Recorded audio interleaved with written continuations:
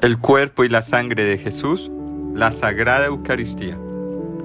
El Hijo único de Dios, afirma Santo Tomás, queriendo hacernos partícipes de su divinidad, tomó nuestra naturaleza, a fin de que, hecho hombre, divinizase a los hombres. Además, entregó por nuestra salvación todo cuanto tomó de nosotros, ofreció su cuerpo y sangre en la cruz. Pero, a fin de que guardásemos siempre en nosotros la memoria de tan gran beneficio, dejó a los fieles, bajo la apariencia de pan y de vino, su cuerpo para que fuese nuestro alimento y su sangre para que fuese nuestra bebida. Sin importar cómo se mire el sacramento, bien sea como signo eficaz de la gracia o como encuentro con Cristo y comunicación, se cumple con máximo rigor en el sacramento de la Eucaristía. Bien afirma al respecto Santo Tomás de Aquino: contiene al autor de la santificación, o sea, en ella está el mismo autor de la gracia. Dispongámonos, pues, para degustar este sagrado banquete en el que Cristo se nos da como alimento, se renueva la memoria de su pasión, el alma se llena de gracia y se nos da una prenda de la futura gloria. Veremos la Eucaristía como cima de los sacramentos, la importancia de creer en Jesucristo presente en la Sagrada Eucaristía, su presencia en las Sagradas Escrituras, y nos acercaremos en lo posible al misterio, analizando algunas realidades contenidas en este sacramento. Para comenzar, hay que decir que la noción de sacramento tiene pleno sentido en la Eucaristía. Entendida como encuentro, es en la Eucaristía donde se lleva a cabo el encuentro más personal e íntimo de Dios con el hombre. Es un encuentro de persona a persona, por un lado, porque el sacerdote representa a Cristo mismo, y por otro lado, porque está la misma persona de Jesucristo, incluso en su física realidad. Además, la Eucaristía es la koinonía o comunión más perfecta entre Dios y el hombre. Es Cristo quien se identifica con el que le comulga. Así lo expresan los santos padres, en concreto, San Agustín y San León Magno. Además, como señala Santo Tomás, la excelencia de la Eucaristía procede de un triple título. Primero, la Eucaristía contiene a Cristo, mientras que los demás sacramentos solo una virtud instrumental recibida de Cristo. Segundo, porque todos los otros sacramentos están ordenados a la Eucaristía como a su fin. Y tercero, por la superioridad de los ritos sacramentales, pues la administración de casi todos los sacramentos se completa en la Eucaristía. Ser católico es creer en Jesucristo, presente en la Eucaristía. Además de otros dogmas respecto a la persona de Cristo, de la existencia de la Iglesia y demás verdades contenidas en el credo, el catolicismo se caracteriza por la encarnación del Hijo de Dios, que nos enseña a tratar con Dios como Padre y nos promete el Espíritu Santo.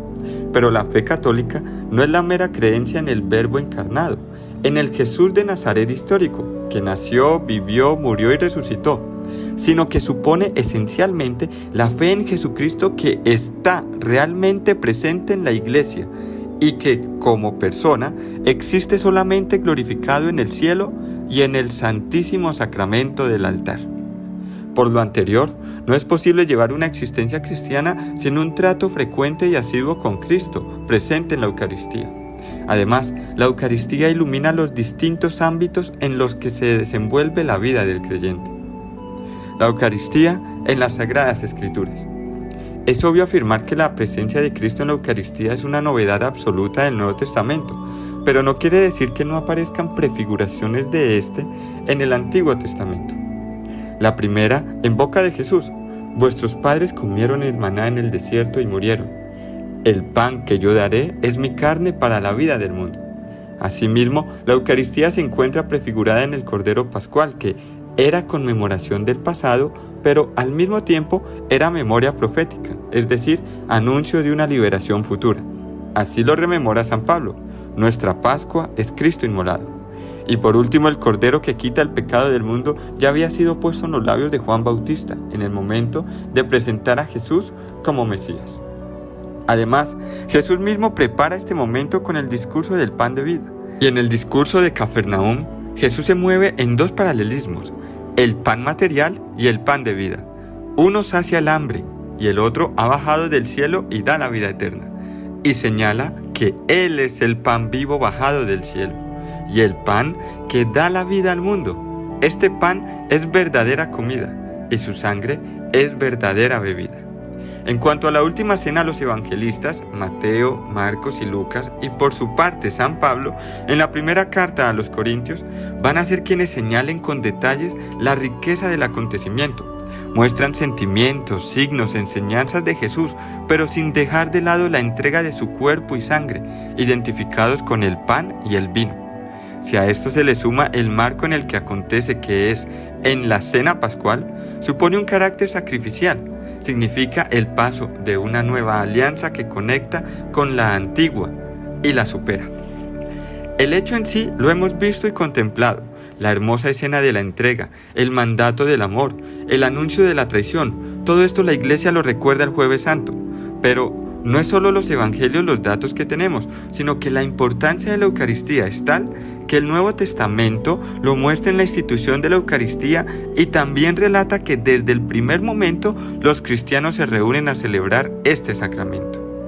Por su parte, acercándonos al misterio, nos vamos a dar cuenta que ni el sentido ni el entendimiento pueden apreciar que estén en el sacramento el verdadero cuerpo y la sangre de Cristo, sino solo la fe que se apoya en la autoridad divina, afirma Santo Tomás. La Iglesia, no obstante, se ha preocupado por no obviar el camino de la razón, y al respecto, la Fides Quaeres Intellectum, al explicar la presencia real de Jesús, afirma dos dificultades. No se trata de explicar el qué, o sea, la presencia real de Cristo, sino el cómo, lo cual, incluso en el ámbito del saber racional, es lo más difícil. Por otra parte, nos encontramos ante un misterio profundo. Es el misterio de nuestra fe, que además tiene implicaciones físicas, pues se relaciona con realidades de uso normal, como el pan y el vino. De ello, hay que decir que Jesús mostró diferentes maneras de ser y de existir. Una humana con nosotros, que pasó haciendo el bien. Otro modo de ser y existir luego de la mañana de la Pascua, la presencia del resucitado. Y uno último, en la presencia trinitaria en Dios y con Dios. El cristiano no niega ninguna de estas maneras de ser y de existir en Jesús, pues asimismo la Eucaristía es un modo singular de ser y de existir de Jesús. Es el cuarto modo de ser y existir de Él. En la Eucaristía se contiene verdadera, real y sustancialmente el cuerpo y la sangre de Cristo, juntamente con el alma y la divinidad, según lo ha precisado el Magisterio, pero se encuentra al nivel de sustancia, es decir, más allá de lo que a simple vista se ve. Se encuentra por debajo de los accidentes del pan y vino. A esto se le llamó transustanciación, que en pocas palabras es que la sustancia del pan y vino han experimentado milagrosamente una total conversión en el cuerpo y la sangre de Jesús.